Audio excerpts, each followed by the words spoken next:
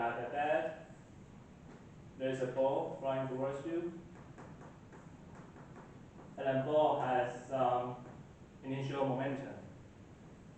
Now, to make the ball fly away, you want to change the direction of motion from going to your left to going to your right. At the end, you want the ball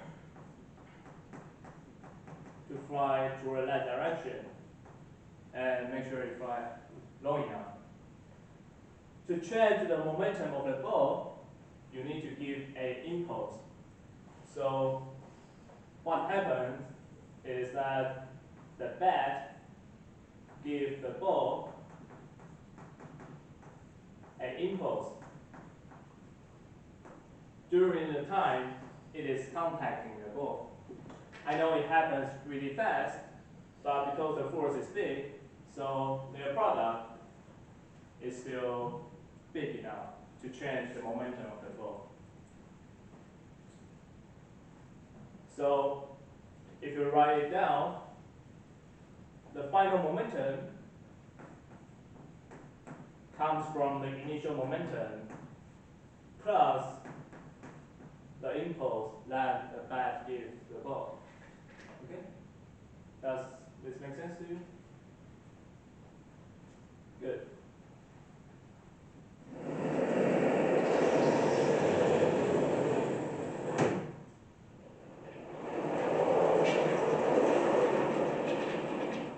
So the key is that impulse changes momentum.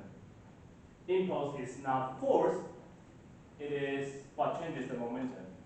And if you want to relate it to the force, it will be the force times the change of time.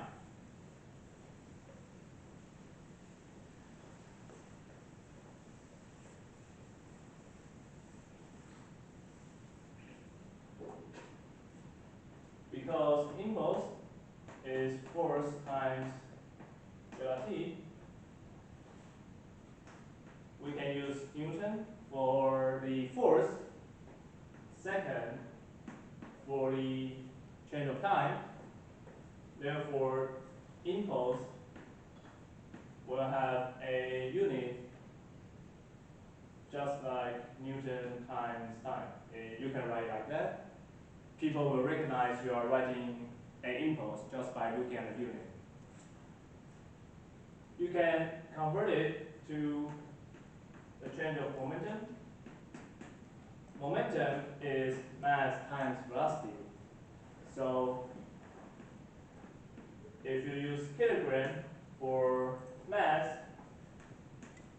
meter per second for velocity, the momentum you get will be kilogram meter per second. That's the unit for momentum change, or just for momentum. Because they are equal, you can check that Newton second is, so Newton is F equals ma.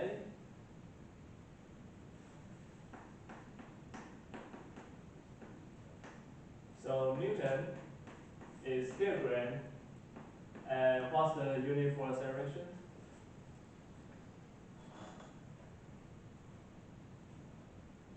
Meters per second. So meter per second is velocity. Second square. Second square, yes. You need to change velocity per time. Good. So Newton is kilogram meter per second square. If you multiply by second, second cancels 1 second, and indeed you get kilogram meter per second for momentum. Okay? So let's look at this example.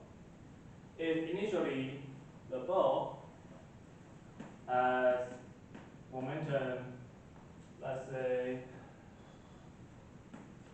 minus 10 in I direction, minus 1 in the J direction, and unit is kilogram meter per second. That's the initial momentum. And let's say the bat gives the ball an impulse which equals 30 I plus 4 J Newton second. Then what will be the final momentum of this baseball? What will the x component be? 20I. Good. You start with minus 10. Impulse gives you 30. So minus 10 plus 30 is 20. How about the j component? 3. 3. Good. And the unit can be either one because it's momentum, so I prefer kilogram meter per second. The kilogram per meter is the same as a Newton? Kilogram meter per second squared is Newton. Okay.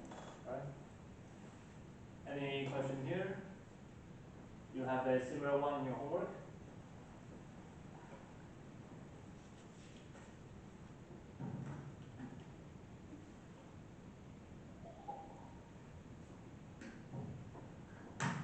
Okay. So initially the momentum is minus 10, and then you go down by 1. So it is in that direction. At the end, it is 20, and then you go at 3. So it is in that direction if I set the coordinate like this. Okay, those numbers are kind of random, but not completely random. I make sure the initial momentum goes that way, and the final will go that way.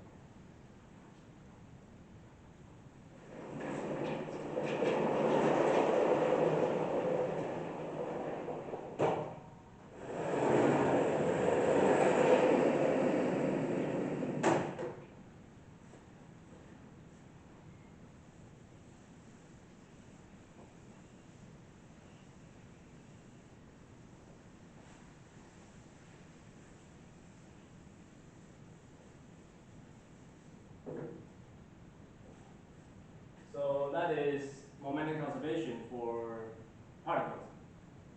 The momentum will be mass times velocity. It is conserved. And what changes momentum is impulse, which will be force times the change of time. Okay? Any question before we go into a system? Alright. So, for a system,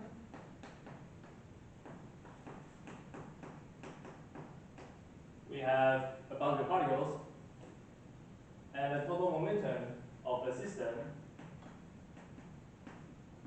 will just be the sum of all the momentums of all the particles inside that system. Okay? Now, what is momentum? Mass times velocity. Good, so the momentum of the first particle will be the mass of the first particle times the mass of, times the velocity of the first particle. Same for other particles.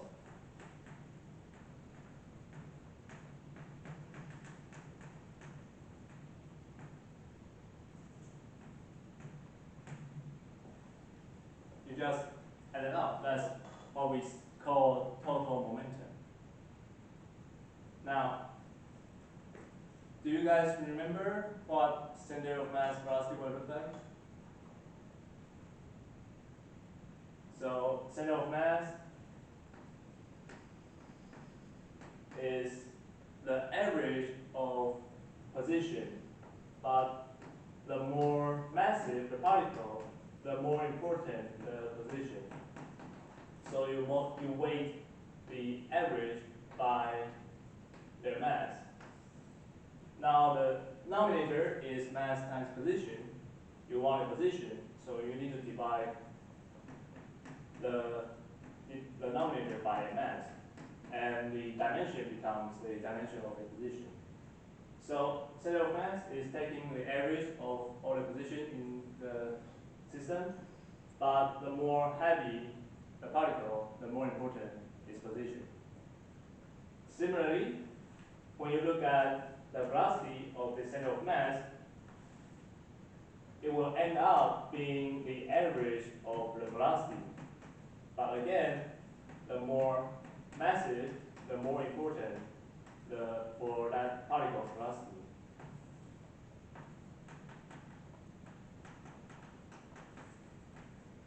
Okay? So the total momentum of a system written in this way is not that useful because if you ask me what is the velocity of the first particle in my hand, you don't really know.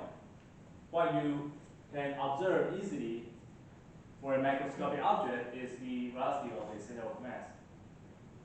Now, for energy, we did something hard. In this case, it's easy.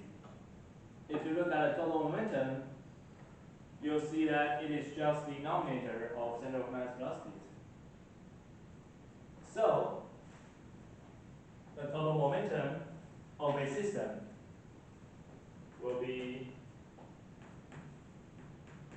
the sum of all the masses. If I do that, I need to divide it again, so the equation is still true. And then the numerator is, the numerator is the same as the beginning.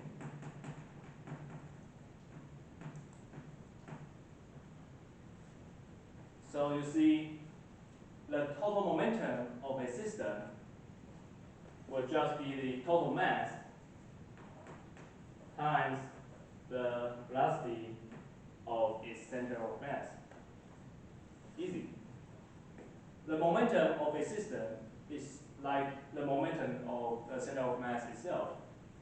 You just assume there's a point called center of mass, which all the mass of the system concentrated, and look at how fast it's moving. And then what you get is the same as the total momentum of the system. Momentum is easier than energy, even though it has direction and it's a vector. Okay?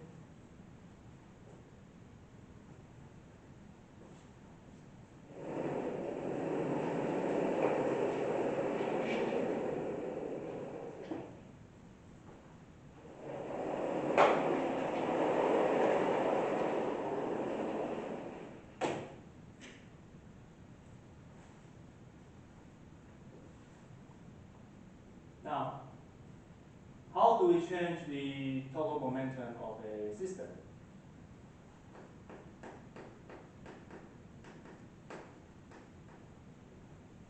If I change this, what would that equal to?